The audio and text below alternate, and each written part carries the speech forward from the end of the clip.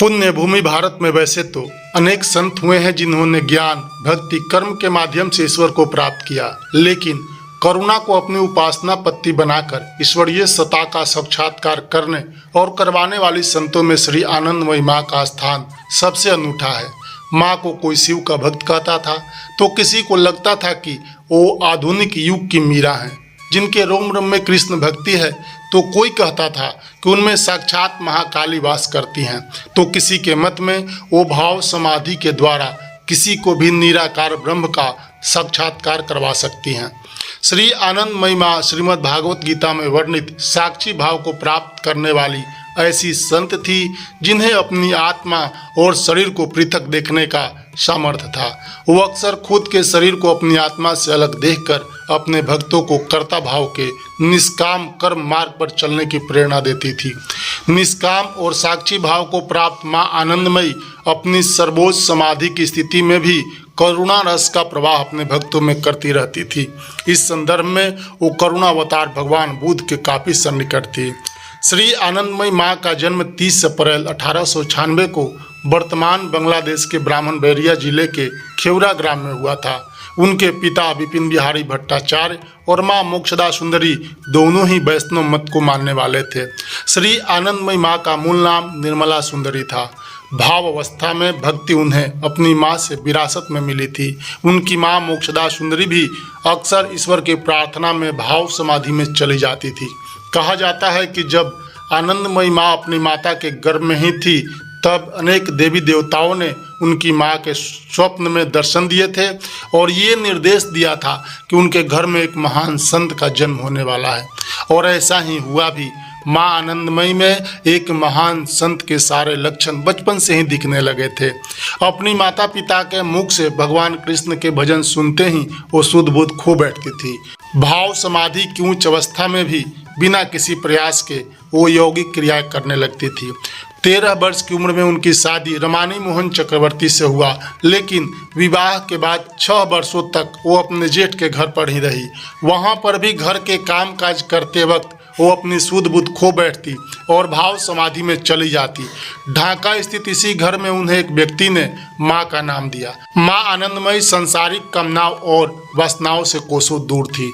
उनके पति ने जब उन्हें सांसारिक कामनाओं में लाने का प्रयास किया तो उन्होंने एक दिन अपने पति को अपने अंदर माँ काली का स्वरूप दिखा दिया। इसके बाद उनके पति ने भी उनका शिष्यत्व स्वीकार किया और भोलानाथ के नाम से प्रसिद्ध हुए। 1916 में जब वो अपने पीहर वापस गईं तो शैव और वैष्णव भक्ति की तरफ उन्मुख हो। धीरे धीरे माँ आनंदमयी की सिद्धियों और उनकी साधना की चर्चा पूरे देश में होने लगी और हजारों की तादाद में लोग उनके दर्शनों को आने लगे। माँ पूरे देश में भ्रमण करने लगी। इसी दौरान विश्व प्रसिद्ध संत योगानंद से उनकी मुलाकात हुई, जिसका जिक्र परमहंस योगानंद जी ने अपनी विश्व प्रसिद्ध पुस्तक एन ऑटोबायोग्राफी ऑफ ए योगी पुस्तक में किया है।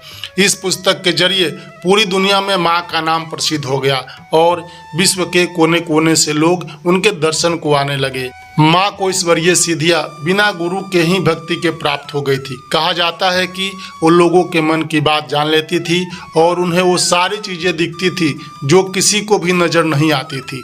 1955 के वक्त एक दिन जब माँ आनंदमयी विंध्याचल आई तो उन्होंने वहाँ के जिलाधिकारी को आदेश दिया कि वो जिस स्थान पर ठहरे हैं वहाँ खुदाई करवाई जाए।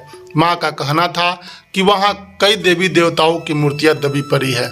माँ के इन देवी देवताओं की तरफ से संदेश आया था कि उन मूर्तियों को जमीन के अंदर से निकाला जाए।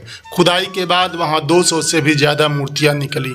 श्री माँ के चमत्कारों से संबंधित असंख्य कहानियाँ हैं।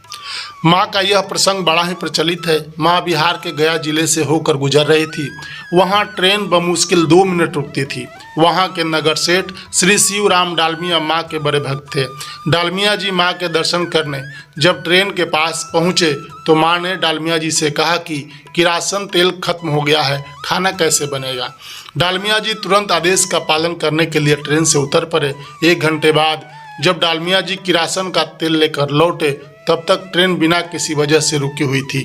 जैसे ही उन्होंने किरासन तेल दिया, ट्रेन अचानक चल पड़ी। इसी दौरान माँ ने एक भक्त अभय जी से पूछा कि किसकी साधना करते हो। अभय जी की इष्ट माँ काली थी। माँ ने कहा कि कृष्ण और काली एक ही हैं। दोनों का बीज मंत्र भी एक ही है। दोनों नामों का अर्थ भी काला ही होता है। फिर अभय जी से माँ ने पूछा कि तुम माँ काली के लिए क्या त्याग कर सकते हो। अभय जी एक ब्राह्मण परिवार से आते थे जिनके लिए यज्ञोपवीत का बहुत महत्व था। उन्होंने कहा कि मैं अपने यज्ञोपवीत का त्याग करता हूँ। माँ ने कहा कि बिल्कुल ठीक है, क्योंकि माँ काली शमशान वासिनी है, वहाँ किसी तरह के कर्म कांड की आवश्यकता नहीं होती। माँ काली कर्म कांड पसंद नहीं करती। जाओ, तुम्हें मेरा आशीर्वाद है। श्री आनंदमयी माँ को सिर्फ भक्तों का ही प्रेम हासिल नहीं था। माँ को देश का कोई ऐसा संत नहीं था जो उनकी आध्यात्मिकता को नमन नहीं करता था। कुंभ के दौरान देश के सारे संत माँ के दर्शन करने उनके कैंप में आते थे। 1982 के इलाहाबाद कुंभ का उद्घाटन माँ के श्री कमलों से सभी संतों ने करवाया था। श्री माँ के भक्तों में महामहोपाध्याय श्री गोपीनाथ कविराज जी भी थे, जिन्होंने श्री माँ को एक दैवी अवतार बताया था। माँ को उनके बचपन में ही ढाका प्रवास के दौरान लोग मानुषी काली अर्थात माँ काली के मनुष्य रूप मानते थे। जब माँ नर्मदा की यात्रा पर गई तो वहाँ भक्तों ने उन्हें माँ नर्मदा का अवतार करार दिया। मदुरै के भक्तों के लिए वो देवी मीनाक्षी का अवतार थी। 27 अगस्त 1982 को उनकी महासमाधि के बाद देश के सभी संप्रदाय के संतों ने उन्हें आधुनिक काल की सबसे महान संत का सम्मान दिया और हर एक संप्रदाय ने उनके जीवन में इस्तेमाल की गई वस्तुओं को अपने मठों में स्थापित करवाया। दोस्तों, हमारी यह जानकारी कैसी लगी कमेंट में ज़रूर बताएं और अच्छी लगे तो वीडियो को लाइक शेयर करें। चैनल को सब्सक्राइब नहीं किए हैं तो ज़रूर कर लीजिए। फिर मिलते हैं किसी अगले वीडियो में नई जानकारी के साथ। तब तक के लिए धन्यवाद।